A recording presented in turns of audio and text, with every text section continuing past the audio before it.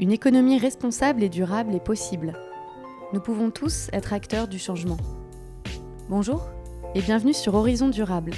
Je suis Clémentine de Butler et je recevrai chaque mois des entreprises ou des investisseurs engagés afin de leur donner la parole.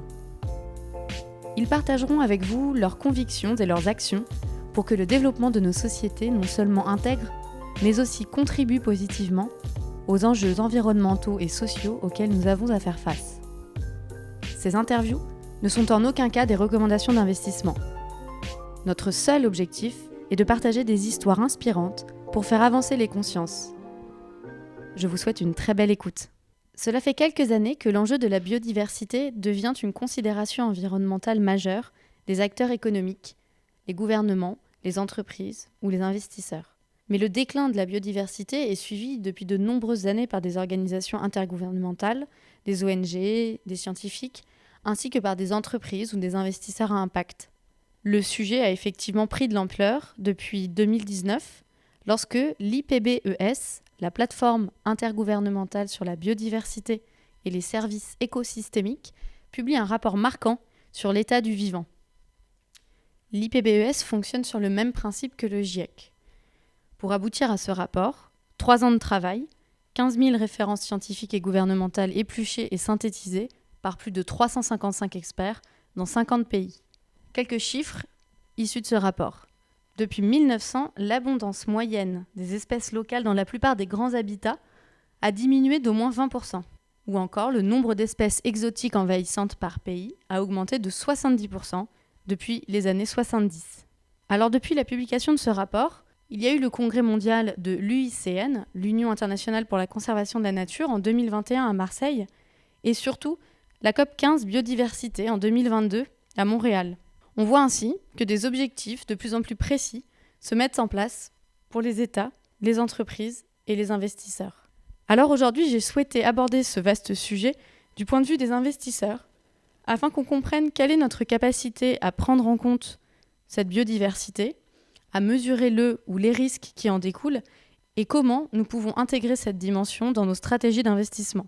C'est pourquoi j'ai le plaisir d'accueillir aujourd'hui Mathieu Morin, le CEO d'Iceberg Data Lab, une fintech française qui a développé, entre autres, un indicateur de mesure de l'empreinte biodiversité des entreprises. Bonjour Mathieu et merci d'être avec nous. Dans cet épisode, on va parler ensemble de la biodiversité, de la data et des investisseurs. Donc, est-ce que selon toi, Mathieu, les entreprises s'emparent réellement du sujet aujourd'hui ? Alors, c'est une bonne question à laquelle je répondrais oui et non.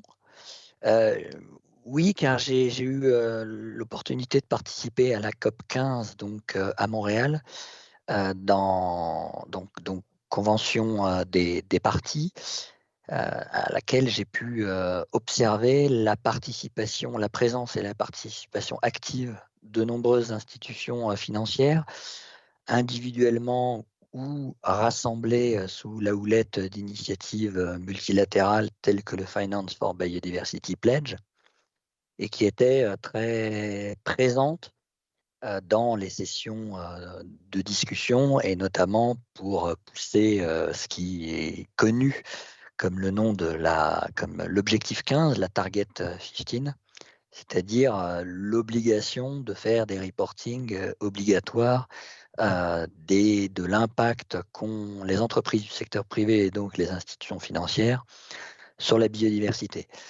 Beaucoup d'institutions financières étaient là et avec un haut niveau de représentation, ce qui souligne le fait que nombreuses sont ces institutions qui ont compris les enjeux pour leur activité de l'impact sur la biodiversité.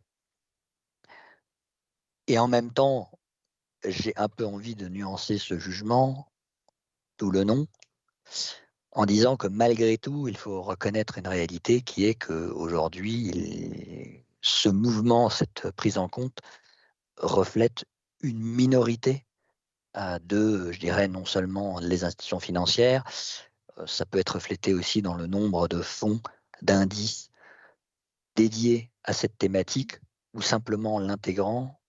On est très très loin d'avoir sur cette thématique le niveau de maturité qu'on observe aujourd'hui sur le climat, qui est plus universellement suivi, connu et reconnu, au moins en Europe. Et les réglementations à venir en Europe, en tout cas, je pense à la CSRD, vont imposer des publications d'indicateurs aux entreprises de plus en plus. Oui, absolument. Et pour revenir à la COP15, lors de cette conférence, l'ISSB a annoncé qu'ils allaient étendre leur cadre général d'intégration des critères ESG à la biodiversité. Donc effectivement, il y a aujourd'hui 2 thématiques qui font l'objet de COP, c'est-à-dire l'objet d'une supervision par le plus haut niveau de décision politique qui soit au monde, représentant par les chefs d'État, et que ces 2 thématiques ne sont donc pas des de la diversification, je dirais, de convictions optionnelles et cetera, mais sont véritablement 2 thématiques qui, par l'ampleur des impacts que ces phénomènes ont sur le vivant, le climat et la biodiversité, vont se traduire par des pressions réglementaires fortes, à commencer par, des obligations de reporting sur le secteur privé en général et sur le secteur, financier en particulier. Et alors, pour illustrer concrètement tes propos, quels sont les risques pour les entreprises qui découlent de ce déclin de la biodiversité? Alors je dirais qu'il y a pour, adopter un raisonnement similaire à celui qu'on connaît, dans le climat, il y a 3 types de risques. Les risques de transition, la pression réglementaire va, obliger le changement de certains modèles d'activité. Je reviens à l'accord de Kunming-Montréal. J'ai parlé de la target 15, une autre, target, la target 7, cite explicitement l'engagement de réduire, d'ici, 2030, de moitié, les impacts, je cite, des nutriments, de l'apport excessif en nutriments, c'est-à-dire en engrais, d'une part, et d'autre part, je cite toujours, des pesticides et produits chimiques ayant le plus d'impact. Ça, c'est dans l'accord signé et ratifié donc par l'ensemble des pays. Ça, ce que ça veut dire, c'est que maintenant, la CDP va travailler à la déclinaison de ces objectifs pour préciser ce que c'est que des pesticides, des impacts risqués de pesticides et de produits chimiques dangereux, et que donc ça va avoir un impact nécessairement sur les filières chimie, agrochimie, agricole. Heu, Toute société donc financière, pour en revenir à la question posée, exposée à ces secteurs, va devoir se poser la question de l'impact de ces réglementations à venir sur les revenus, les coûts, la rentabilité, les modèles d'activité des constituants de son portefeuille, et va initier, de la même manière qu'on a vu la transition énergétique, poussée par le climat, fermeture des centrales charbon en Europe, directive Large Combustion Plant Directive et cetera, au même type de transition dans d'autres secteurs, transition agroalimentaire notamment, pour contenir ces impacts sur la biodiversité. Premier champ de risque. Deuxième champ de risque, c'est l'adaptation. Et là, cette fois, c'est dans quelle mesure l'effondrement de la biodiversité et donc de la perte de ce qu'on appelle les services écosystémiques, qui ont fait l'objet d'estimations d'économistes de premier plan, qui amènent à des évaluations de l'apport économique de ces services écosystémiques qui très souvent représentent plus de la moitié, l'équivalent de plus de la moitié du PIB mondial, va avoir un impact nécessairement, et notamment quand on pense à l'un de ces services écosystémiques que sont les rendements agricoles. On en revient au secteur food. Pour prendre un exemple connu, moins ou plus de pollinisateurs, moins ou plus de rendements agricoles qui, je dirais, se reflètent directement derrière dans la capacité des entreprises de production, de distribution agroalimentaire à exercer leur activité comme avant. Comme avant, dans un contexte d'effondrement de la biodiversité, ça n'est plus possible, et donc ça a des conséquences économiques et macroéconomiques sur ces secteurs. Le dernier risque, c'est le liability risk, et là, c'est le risque tout simplement que des sociétés soient poursuivies, fassent l'objet d'amendes. Je pense à des gros fabricants de pesticides non sélectifs, par exemple, à raison de leur impact sur la biodiversité et des conséquences économiques que ça induit sur des activités économiques, des populations indigènes, des écosystèmes, etc., etc. D'accord, merci. Et tu mentionnais donc l'utilisation de pesticides. Lorsqu'on analyse une entreprise, j'ai l'impression qu'aujourd'hui, on est en mesure on est en capacité de mesurer les externalités de l'entreprise, externalités négatives, donc la quantité d'eau utilisée, les émissions de polluants dans l'air, les quantités de déchets produites.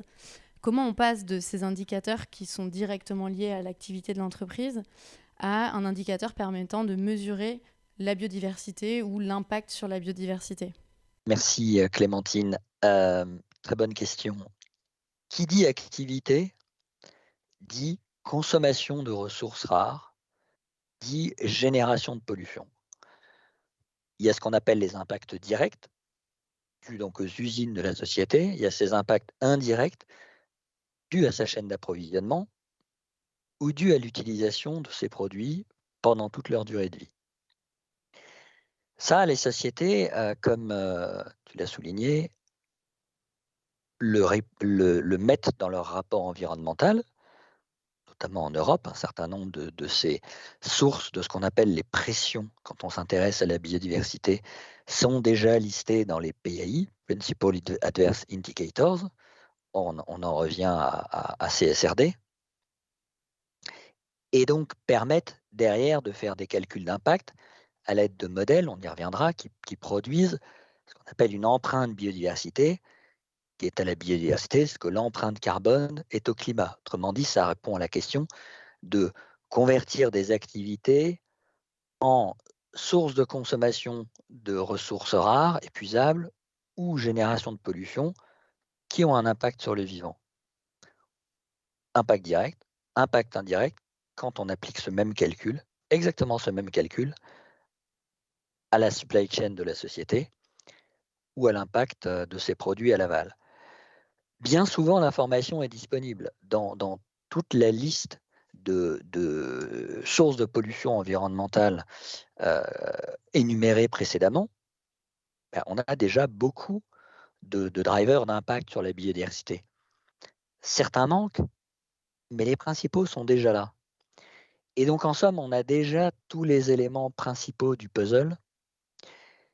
Mais là où l'empreinte carbone va être calculée sur les gaz à effet de serre, l'empreinte biodiversité, elle, va être calculée sur un ensemble de sources de pression et de pollution qui s'additionnent, qui s'empilent les unes par rapport aux autres, se combinent et résultent dans un impact sur le vivant. Et donc, partout où il y a un rapport environnemental, on dispose en fait de l'information et de la matière première pour estimer ces impacts sur la biodiversité. Donc je dirais qu'on est dans une situation aujourd'hui où on ne manque pas d'informations en général, on en a plutôt trop. Ce qui nous manque, c'est de la connaissance de ces phénomènes et de renormaliser ces activités d'une entreprise à l'autre. Et c'est là, en l'occurrence, où le fournisseur de données a toute sa valeur ajoutée et son rôle à jouer pour permettre de rendre les choses comparables entre sociétés de tailles différentes ou de secteurs différents. Merci. Et comment fonctionne en fait la solution développée par Iceberg Data Lab? Est-ce que tu peux nous présenter peut-être vos équipes et comment vous réussissez par exemple à mesurer l'impact d'un portefeuille sur la biodiversité? Merci. Notre conviction, c'est qu'aujourd'hui, l'océan de données non structurées et non structurées, ce qu'on évoquait précédemment, ce qui est présent dans les rapports environnementaux et les informations publiées par les sociétés, permettent d'aller loin, beaucoup plus loin que ce qui était possible il y a seulement 10 ans, dans la modélisation de l'impact environnemental des sociétés. Connaissance de leur chaîne d'approvisionnement, connaissance de la localisation de leurs usines, connaissance de la sensibilité du biome qui les entoure. Mais qu'en même temps, on ne peut pas se contenter d'être, nous sommes une fintech, mais on n'est pas seulement une équipe, je dirais, de développeurs technologiques qui font ce qu'on appelle du data crunching, parce que malgré tout, cette information, ben, je l'ai dit, il faut la renormaliser. Il faut convertir tous ces signaux, toute cette masse de données dans des signaux opérationnels, d'une part, et d'autre part, conformes à l'état de l'art, à la science, à ce que nous dit l'IPBES, qui est à la biodiversité, ce que l'IPCC est au climat, de la distribution des grandes pressions sur la biodiversité, pour être sûr tout simplement que le signal qu'on envoie, c'est une boussole qui pointe dans la bonne direction. Et pour ça, il faut des experts environnementaux, il faut des analystes environnementaux, des experts de la biodiversité, des experts des secteurs transport, énergie, agroalimentaire, et cetera, et cetera. Et donc il faut combiner ces 2 savoir-faire et c'est ce qu'on a fait chez Iceberg Data Lab. On a aujourd'hui, une trentaine de collaborateurs répartis sur 3 plateformes, Paris, Londres et Francfort. Combinant ces 2 types de profils, ce qui nous a permis de bâtir un moteur de production, de calcul de l'impact que les sociétés ont, qui va dépendre de leur secteur d'activité et qui va dépendre de leur flux physique et donc de la chaîne d'approvisionnement qui en découle ou de leur marché aval, permettant d'avoir une cartographie exhaustive et suffisamment granulaire des principaux impacts que ces sociétés vont avoir en générant des pressions sur la biodiversité. Donc ça, c'est un moteur de calcul qui fait l'objet d'un contrôle qualité et d'une revue permanente, justement par ces équipes d'analystes environnementaux qui, derrière, sont les interlocuteurs de nos clients et des équipes de recherche ou de gestion de nos clients pour tout simplement expliquer les résultats, expliquer quels sont les principaux facteurs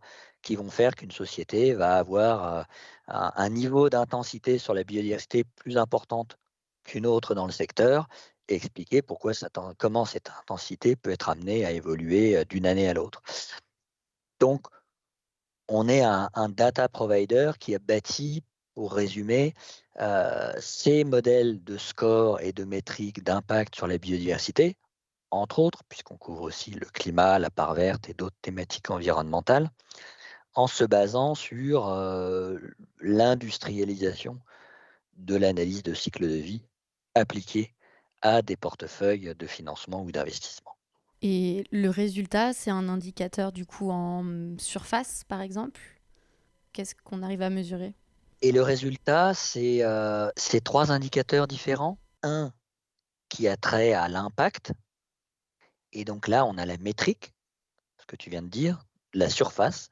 Effectivement, dans la biodiversité, heu, on va exprimer en kilomètres carrés le résultat de l'impact qu'une société va avoir en raison des pressions qu'elle exerce et donc dire, bah, conceptuellement, si on prend, un cimentier, c'est comme si on mettait toutes les usines, la chaîne d'approvisionnement de ce cimentier au milieu d'une prairie et l'impact en termes de consommation de ressources, de simple utilisation des sols, de génération de pollution que va avoir l'activité de sa société va faire disparaître le vivant sur X mètres carrés ou kilomètres carrés, résultat qui va donc directement dépendre de la taille de la société et de la sévérité des pressions générées par ces processus.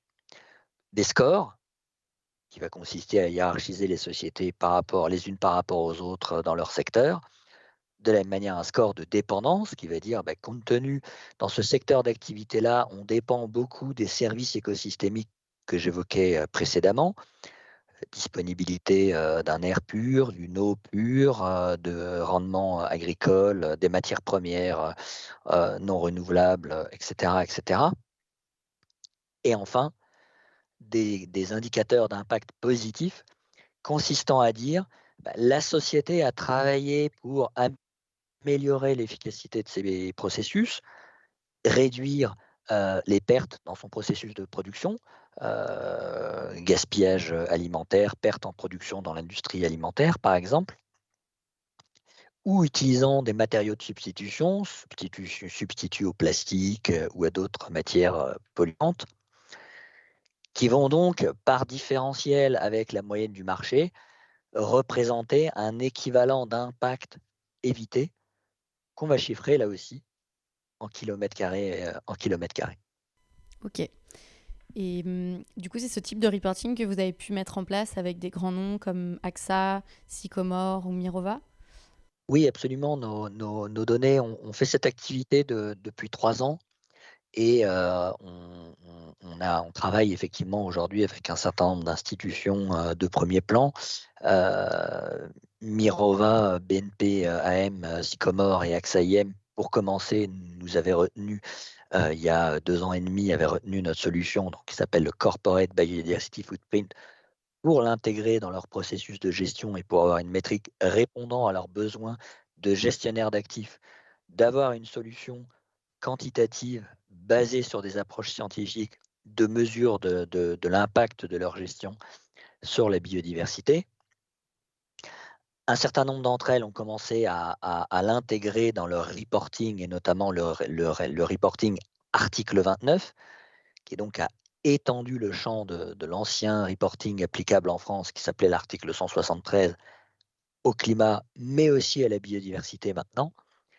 Et donc, notamment BNP AM, pour le mentionner, a publié dans son dernier rapport article 29 une empreinte extrêmement pédagogique à laquelle je ne peux que vous renvoyer et vous recommander la lecture, qui concluait que via l'ensemble de ces financements, la société avait une empreinte en termes de surface équivalente à 7 fois la ville de Londres de mémoire. Ça, c'est des exemples d'intégration en termes de reporting, en termes de gestion. Un certain nombre de fonds utilisent nos données pour construire des thématiques biodiversité dans la gestion active, dans la gestion passive. Là, je peux mentionner les deux ETF existants commercialisés, enfin, dont l'indice qui est sous-jacent est calculé par Euronext et commercialisé respectivement par HSBC est d'un côté pour un screening négatif et BNP AM pour un screening cette fois positif, qui illustre, je dirais, à la fois la maturité de l'approche qui permet aujourd'hui de faire des choix de gestion et en même temps la versatilité de l'usage qu'on peut faire de ce type de thématique dans des approches best in class, dans des approches d'exclusion, dans des approches de combinaison avec des thématiques climat, selon, je dirais, la stratégie qui est recherchée, mais répondant toujours à un besoin qui va s'étendre de plus en plus, qui est d'intégrer systématiquement la mesure et donc la gestion de l'impact de la biodiversité dans les choix de gestion faits par la société de gestion. Et est-ce qu'aujourd'hui, on a suffisamment de données pour calculer ce type d'indicateur sur des small caps ou des PME? Puisque chez Ports Impar, c'est un peu notre cœur de cible. Alors, je dirais qu'il faut proportionner le calcul qu'on fait euh, aux enjeux. On travaille aujourd'hui avec une banque de détail et donc on travaille sur un univers extrêmement étendu de plusieurs dizaines de milliers de PME, TPE. On le fait sur une base sectorielle, sur la base des codes NAF, c'est proportionné aux enjeux. Si à contrario, on va aller étudier l'impact d'un groupe du CAC 40, Danone, on va aller beaucoup plus finement dans le reporting opérationnel et environnemental de la société. C'est proportionné aux enjeux et l'information est disponible. Sur tout ce qui est mid cap, small cap, là, on va aller regarder au cas par cas, ça va dépendre du secteur. C'est-à-dire dans les secteurs qui ont le plus d'enjeux sur la biodiversité, agroalimentaire, chimie, metals and mining, là, on va aller regarder effectivement l'information en bottom-up, reportée. Dans les autres secteurs, ce ne sera pas forcément nécessaire. Donc, c'est vraiment une approche qui, à chaque fois, je dirais, répond à des enjeux de proportionnalité. Très clair, merci. Quelles sont les prochaines étapes pour Iceberg Data Lab?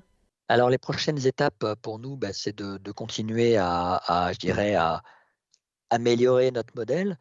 Il y a un effort de recherche à faire dans le domaine de la biodiversité, comme dans celui du climat d'ailleurs. Il faut continuer à travailler nos modèles et dans le fond, ce qu'on fait, c'est enchan enclencher, pardon, un cercle vertueux.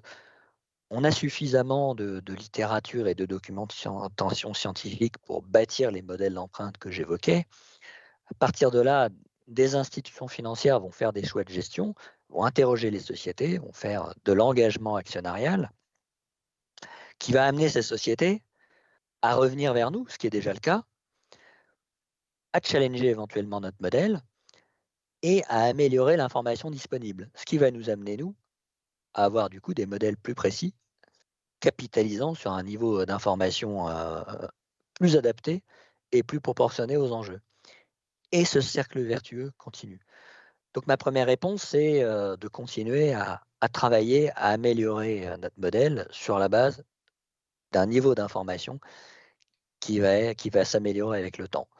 Le deuxième, c'est le développement de la société en elle-même. J'évoquais le fait que nous avons 3 bureaux. Nous avons donc ouvert notre bureau à Londres il y a 6 mois. On a pu constater à Montréal qu'il y a de plus en plus d'intérêt pour la thématique biodiversité, je dirais dans un certain nombre dans les grands pays développés. Euh, à court et à moyen terme, ce qu'on évoquait tout à l'heure, c'est-à-dire CSRD, NFRD et l'ISSB, et la TNFD, pour continuer sur les acronymes, donc des grandes initiatives de transcription dans le domaine financier des thématiques extra-financières d'une part, et d'autre part d'initiatives multilatérales d'intégration de cette thématique dans la gouvernance des sociétés, ça c'est pour la TNFD, pousse de plus en plus d'institutions financières à regarder le sujet, à faire des mesures et à partir de la disponibilité de la mesure, à commencer à prendre des actions de gestion. Et donc, on va étendre notre dispositif commercial, je dirais, et corporate aux États-Unis, en Asie, pour nous permettre de ne pas juste fournir de la donnée, mais aussi de fournir l'appui qui est nécessaire à l'intelligibilité de celle-ci, à l'intégration dans des processus de décision auprès de grandes institutions financières américaines et asiatiques, respectivement. On arrive à la fin de cet épisode. Merci beaucoup Mathieu pour ton temps et avoir répondu à nos questions. Une petite dernière, quelle serait une bonne lecture pour toi pour creuser le sujet et aller plus loin? Ah, c'est une très bonne question ça. Merci Clémentine. J'aurais tendance à chaud à conseiller 2 lectures. Je pense que d'une manière générale, toute personne qui s'intéresse à la compréhension vue par des mécanismes économiques et financiers de ces enjeux environnementaux devrait avoir lu Économie du bien commun de Jean Tirole.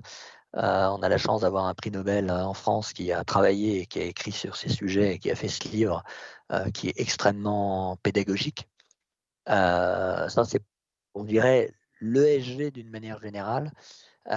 Et sur la biodiversité, Bruno David, donc le responsable du MNHN, du Muséum national d'histoire naturelle, a écrit À l'aube de la 6e extinction, qui permet de bien cadrer les enjeux liés à cet effondrement du vivant, à la disponibilité des services écosystémiques et donc de la raison pour laquelle nul ne peut s'en désintéresser car cela va fortement impacter notre structure économique au même titre, et là tout le monde en a conscience, que le changement climatique. Merci Mathieu. Merci Clémentine. Nous espérons que cet épisode vous a plu. Si c'est le cas, n'hésitez pas à nous le faire savoir en mettant des étoiles sur votre plateforme de podcast préférée et en le partageant sur les réseaux sociaux. Nous sommes à l'écoute de tous vos retours, encouragements, suggestions d'invités ou autres. Pour cela, vous pouvez nous adresser un mail à l'adresse portsampar@bnpparibas.com. Vous avez aussi la possibilité de vous abonner à certaines de nos publications en nous adressant votre demande par mail à cette même adresse. Merci pour votre soutien.